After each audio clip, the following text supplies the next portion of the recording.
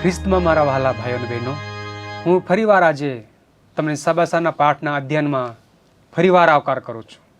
હું ગામિત રવિન્દ્ર તમને ફરીવાર આજે આ સાબાસાના પાઠમાં જ્યારે અધ્યયન કરું છું ત્યારે આવો આજના અધ્યયનમાં ફરી એકવાર આપણી પાસે દેવના સેવકો એક મુખ્ય મહેમાનના સ્વરૂપે આવ્યા છે.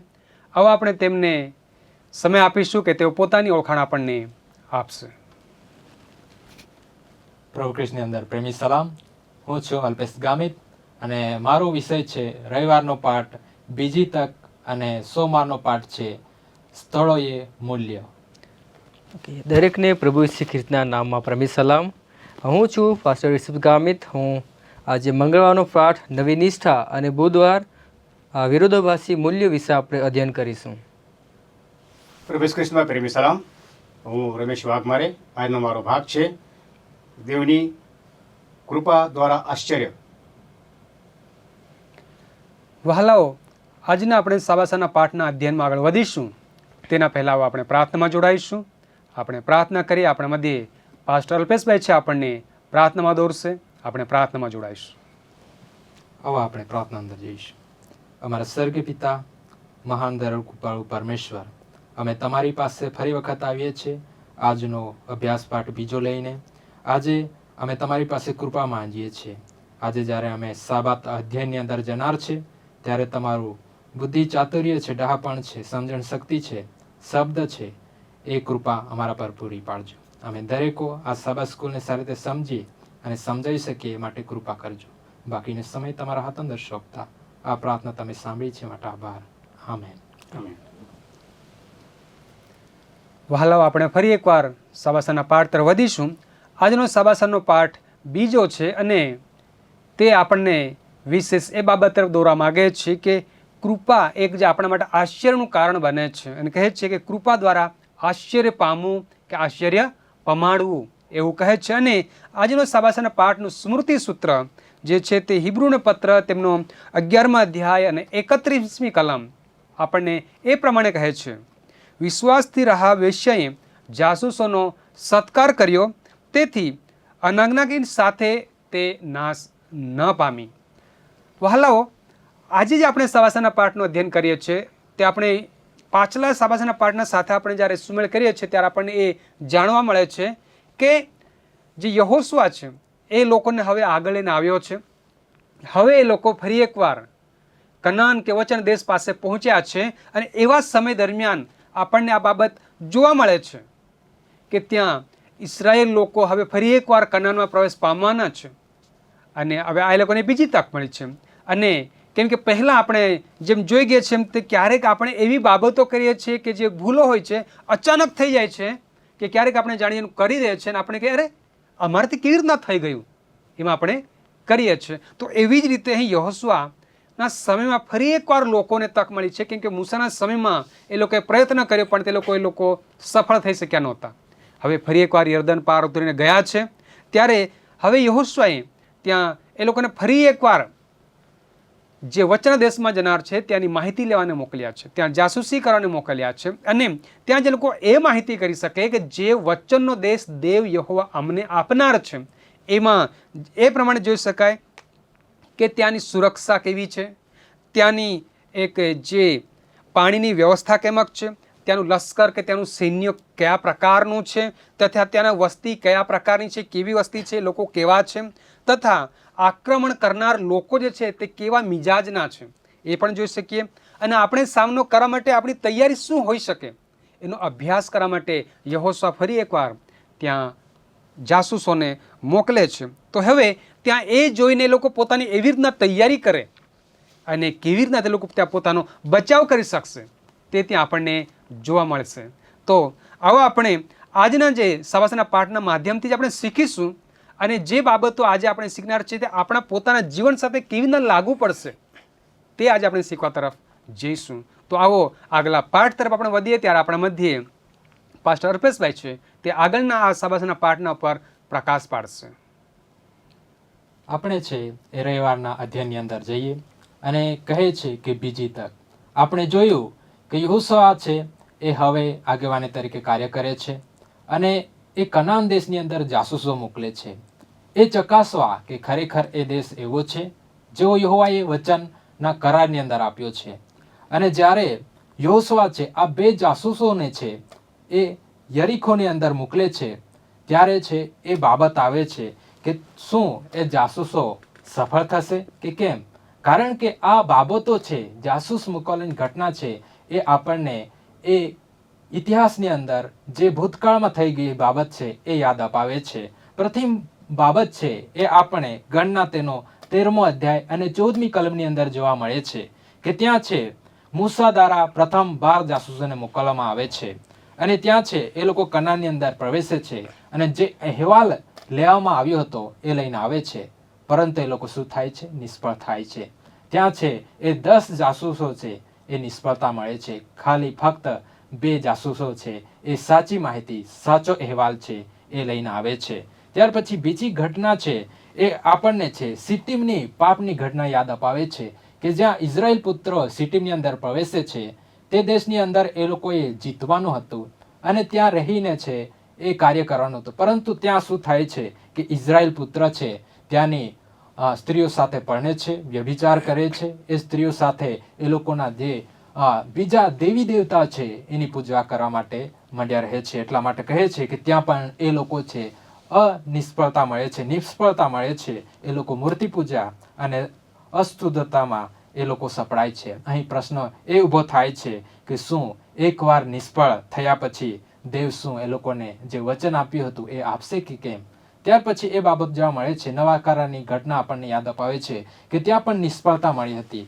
પિત્તર છે, યોહાન તેનો 18મા અધ્યાયની અંદર જોવા મળે છે કે ત્યાં પિત્તર છે ઈસુ ખ્રિસ્તને વાયદો કર્યો હતો કે હું તારો નકાર કરીશ નહીં, હું હંમેશા તમને પ્રેમ કરું છું એટલા માટે કદી પણ નકાર નહીં કરીશ. પરંતુ શું મળે છે કે યોહાન તેના 18મા અધ્યાયની અંદર પિત્તર છે 3 વાર છે નકાર કરી દે છે, ઈસુ ખ્રિસ્તનો નકાર કરી દે છે. છતાં પણ છે એને બીજી તક યોહાન તેનો 21મા અધ્યાયની અંદર જોવા મળે છે કે ત્યાં એને છે બીજી તક મળે છે, સેવા કાર્ય સોંપવામાં આવે છે અને એ કરે છે. આપણે આમાંથી શું શીખીએ છીએ કે આપણો દેવ છે એ બીજી તક આપનાર દેવ છે, એ આપણને બીજી તક આપે છે. એટલા માટે આ કૃપાની દ્રષ્ટિ છે આપણે ગુમાવીએ નહીં, પરંતુ આપણે છે એની બીજી તક ઉઠાવી લઈએ. આપણે બુધવારના પાઠની અંદર જોઈએ છીએ ત્યાં આપણને જોવા મળે છે કે રહાબ છે એનું વિશે ઉદાહરણ છે કે રહાબ છે એક જે વિસ્તારમાં રહેતી હતી, એક સારો પ્રદેશ ન હતો, એ ત્યાં સારી એવી બાબતો ન હતી, ત્યાં મૂર્તિ પૂજા હતી, વ્યભિચાર હતો.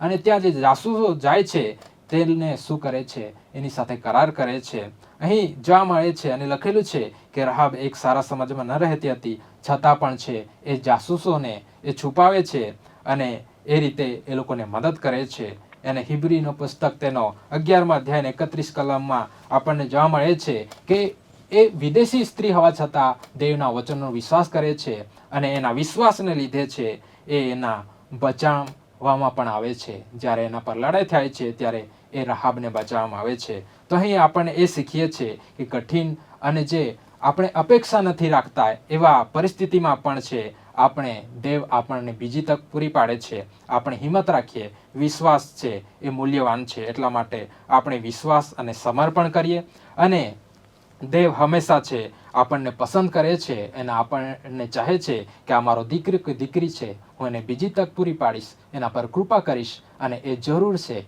એ સફળતા એને મળશે. આ વચનથી દેવ દરેકને આશીષ આપે. વહાલા, અહીં આપણને પાસ્ટર અલ્પેશના થકી સુંદર બાબતો શીખવા મળે છે કે અહીં દેવ ફરીવાર તક આપે છે. એ સારું કે એ લોકો ફરીથી પ્રયત્ન કરે અને સફળતાના માર્ગે પહોંચે અને દેવની યોજના પ્રમાણે લોકો આગળ વધી જાય.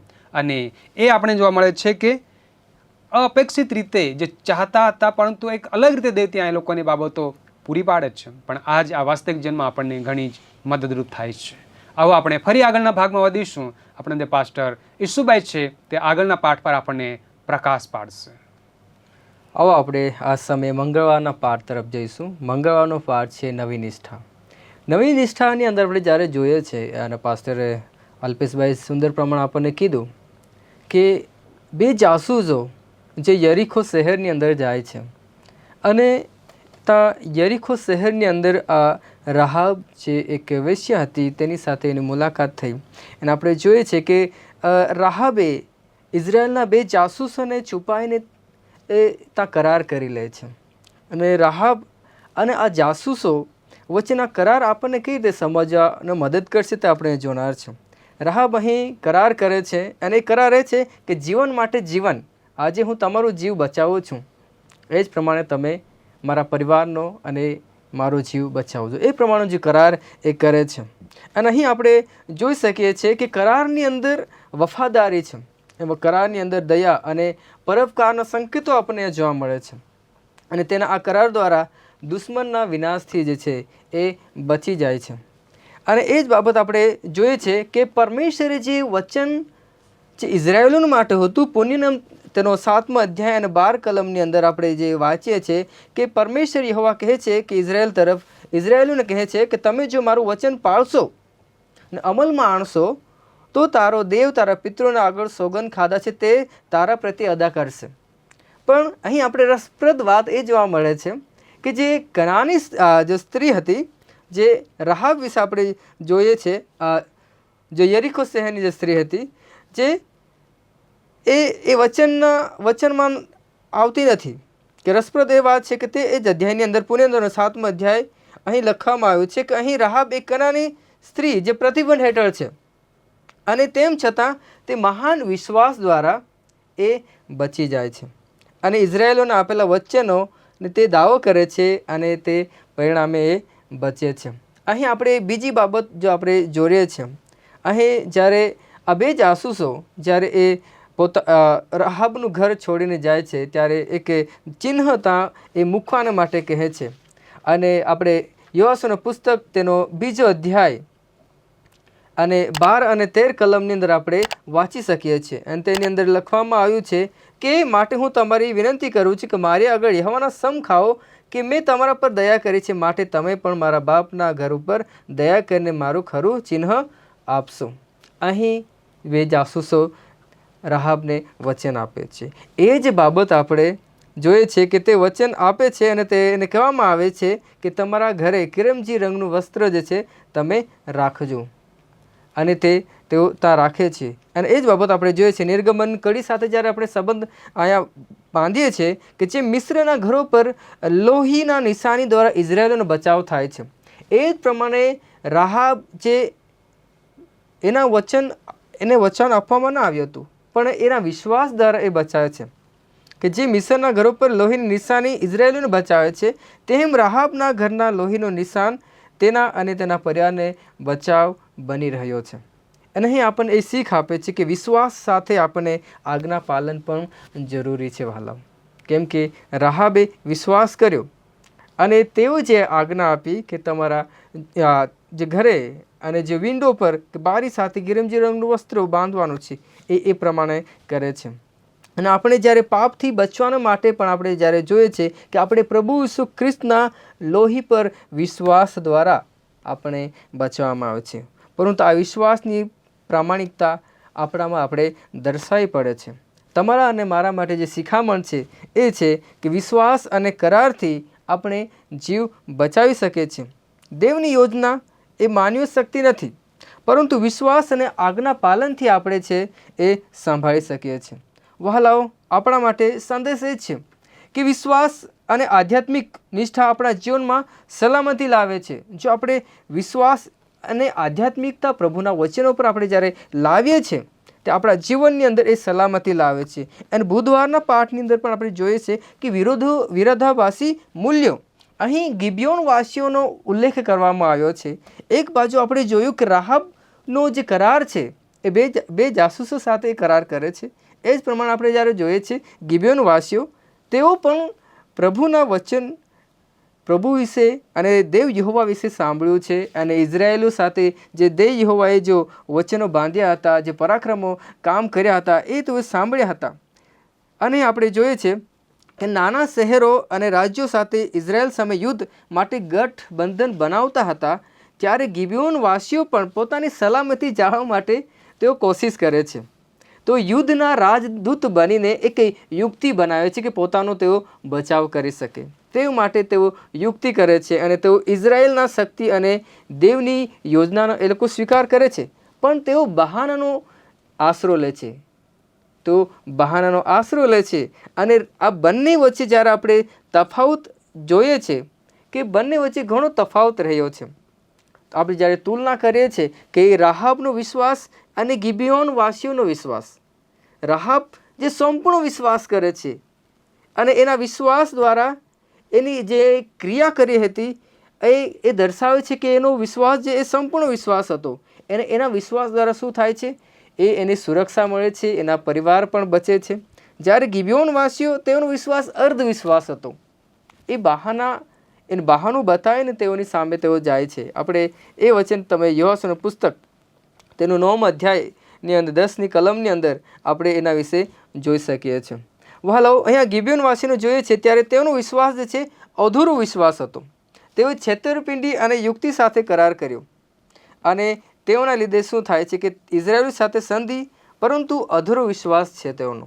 અહીં એ બંને બાબતોમાંથી આપણે એક સુંદર શીખવાની બાબત એ મળે છે કે જ્યારે આપણે સાચા ખ્રિસ્તી જીવન તરીકે આપણે જીવીએ છીએ ત્યારે આપણા જીવનની અંદર એક આપણે પણ આશય અને નિષ્ઠા અને સ્પષ્ટતાનું જીવન જીવવું છે.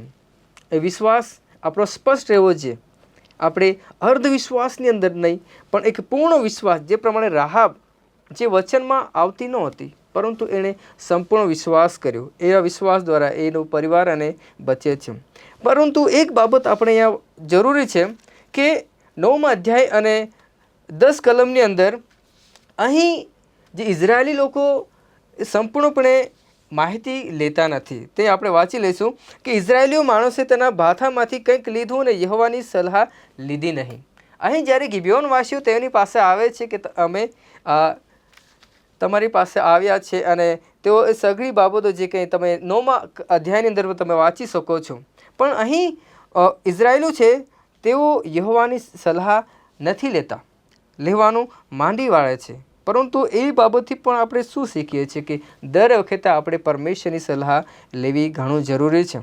અને આપણે ગિબિયોનવાસીઓ તરફથી એ પણ શીખીએ છીએ કે અધૂરો વિશ્વાસ અને ગાઢ ચાલાકીથી આપણે એક મુશ્કેલી આપણને મળી શકે છે. માટે આપણે સંપૂર્ણ વિશ્વાસ કરીએ અને પ્રભુની સાથે એક વિશ્વાસુપણુંથી આપણે ચાલીએ. અને આજના પાઠમાંથી એક સુંદર બાબત જે આપણે શીખી શકીએ કે આપણે ખ્રિસ્તની અંદર આપણે વિશ્વાસ રાખવાનો છે અને આજ્ઞા પાલન દ્વારા આપણે આપણા વિશ્વાસને સાબિત કરવાનો છે.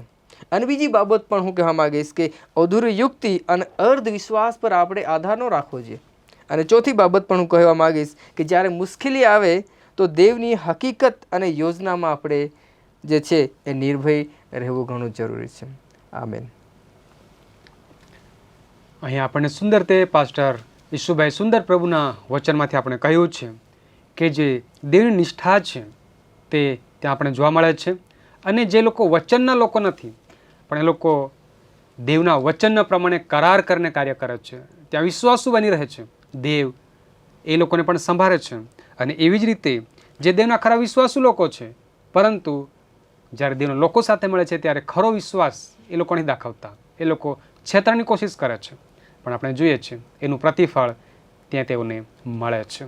તો આવો આપણે વિશેષ દેવનો આભાર માનીએ. સુંદર વચનો આપણે શીખી રહ્યા છીએ. આવો આપણે આગલા ભાગમાં પ્રકાશ પાડીશું. પાસ્ટર વડીલ રમેશભાઈ છે, તે આપણને આગલા ભાગ પર પ્રકાશ પાડશે. સારું, આપણે ગુરુવારના પાઠમાં આપણે જઈશું અને સરસ જે વિષય આપણે લીધા છે, દાખલાઓ પણ છે બાઇબલમાં વાલાઓ, કે જ્યારે અમે બાઇબલનો અભ્યાસ કરીએ છીએ તો જે કૃપા દ્વારા અમે આશ્ચર્ય પામવા જેવો આ ભાગ છે આજે આ પાઠમાં. કેમ કે આપણે નવા કરારમાં તો આપણે જોઈએ છીએ કે પ્રભુ ખ્રિસ્તના કૃપાને લીધે પાઉલ પણ કહે છે કે તારી કૃપા મારા માટે પુષ્કળ છે. નવા કરાર મુજબ અમે જ્યારે વિશ્વાસ કરીએ છીએ તો આપણાને કૃપા આપણાને પ્રાપ્ત થાય છે. હવે જૂના કરારમાં કૃપા આવી ગઈ, આશ્ચર્ય બાબત છે. જેમ કે અત્યારે અમે જોઈ રહ્યા છીએ પાસ્ટર અલ્પેશ, પાસ્ટર શું નામ એમનું, યુસુફ સાહેબ, એમને પણ કૃપા દ્વારા જે કંઈ એમના દાખલામાં જોવા મળે છે. હવે દાખલા તરીકે આપણે રાહેબનો દાખલો લઈએ તો ત્યાં પણ કૃપા છે, જૂના કરારથી કૃપા છે. એવું નહીં કે આપણે નવા કરારમાં જ કૃપા છે. આ કૃપા એમ આપણને સમજાવે છે કે માણસ જ્યારે દેવથી દૂર હોય, જ્યારે કે અમે પાસ્ટર યુસુફે એમને એમનો આપણે જે અધ્યાય આપણે જોયો જે અધ્યાયમાં જોવામાં મળે છે યહોશાના પુસ્તકમાં 9મા અધ્યાયમાં 10 કલમમાં, જે આ ગિબિયોન જે લોકો જે છે, જેમણે ઇઝરાયલ લોકો પાસેથી જે એમના તરફ ઇઝરાયલ લોકો એમને મારવાના હતા, એમના વિરુદ્ધ લડવાના હતા, પણ એમણે કેવી આઈડિયા કરી, કેવા યુક્તિ કરી તેઓએ. પણ આ યુક્તિ તેઓ એક ખોટી રીતે એક યુક્તિ છે તેમની. તેઓ જૂઠું બોલ્યા અને ત્યાં યહોશા પાસે તેઓ આવે છે, ઇઝરાયલ લોકો પાસે તેઓ આવે છે. પણ દેવની કૃપા તમે જુઓ એને કેના પ્રકારે, જેમ કે યુસુફ સાહેબે કીધું કે જીવન એ મહત્ત્વની બાબત છે અને જીવનના બદલે જીવન આપણે આપવું એ પણ મહત્ત્વની બાબત છે. જેમ કે પ્રભુ ઈસુ ખ્રિસ્તે આપણા જીવન માટે તેનું જીવન આપ્યું, તો લોકોનો નાશ ન થાય એ વિચારોથી જ બાઇબલ આપણને શીખવે છે કે જ્યારે લોકો પરમેશ્વરના નજીક આવવા માંગે છે ત્યારે નિશ્ચિત પરમેશ્વર તેઓના જીવ બચાવવા માંગે જ છે. અને જીવન આપવાની જે બાબત જે છે તે કૃપા છે. કૃપા વગર આપણે મેળવી શકતા નથી જીવન.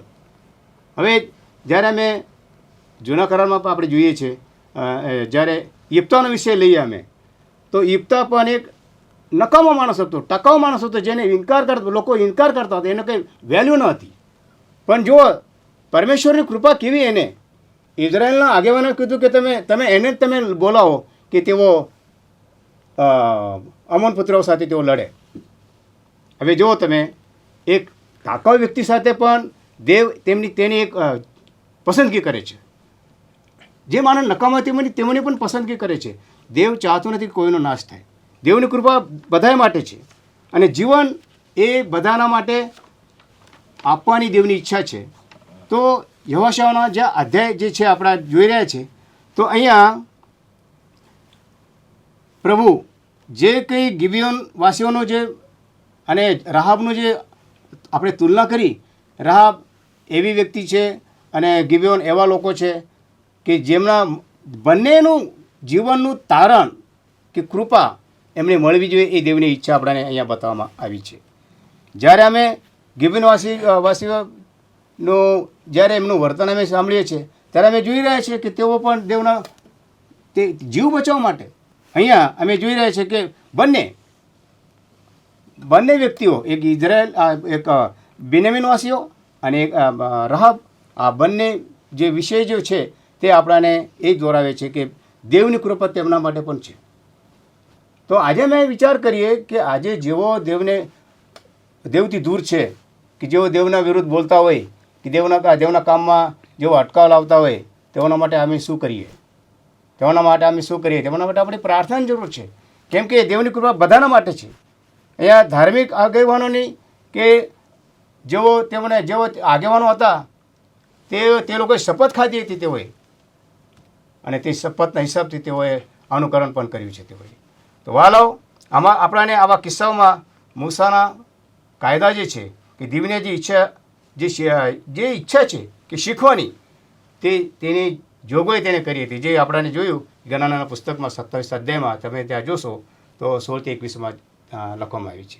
યહોશાએ દેવની ઈચ્છાને જાણવા જોઈતી હતી, પણ અહીંયા ગિબિયોન રહેવાસીઓને છેતરપિંડીને ટાળવી જોઈતી હતી. ત્યાં આ લોકોએ છેતરપિંડી કરી યહોશાના વિરુદ્ધ, ઇઝરાયલ લોકોને વિરુદ્ધ, તો પણ દેવે તેમના પર કૃપા દર્શાવી છે અને દેવે તેમને બચાવી રાખ્યા છે.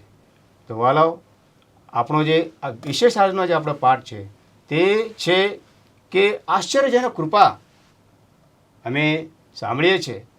જ્યારે પાઉલ પણ કહે છે કે તારી કૃપા મારા માટે પુષ્કળ છે. વાલાઓ, નવા કરારમાં નહીં પણ જૂના કરારમાં પણ દેવની કૃપા આવા વ્યક્તિઓ પર હતી કે જેઓ એવા નકામા વ્યક્તિઓ હતા. એક રાહાબ પણ એક વેશ્યા જેવી વ્યક્તિ છે, તેઓના માટે પણ ત્યાં દેવની કૃપા તેને દર્શાવી છે.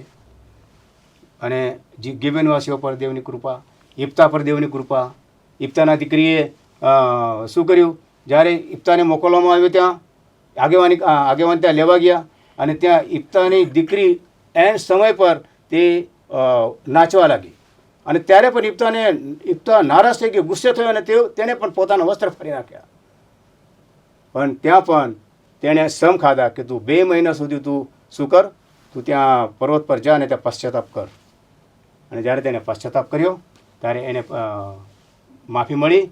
અને એવી રીતે આ જે એનો જે કરાર હતો તે કરાર ઇફ્તાનો જે કરાર હતો કે જ્યાં લડાઈ કરવાની તેની સાથે લડવા જવા માટે ઇફ્તાને પણ ત્યાં મોકલવામાં આવ્યું.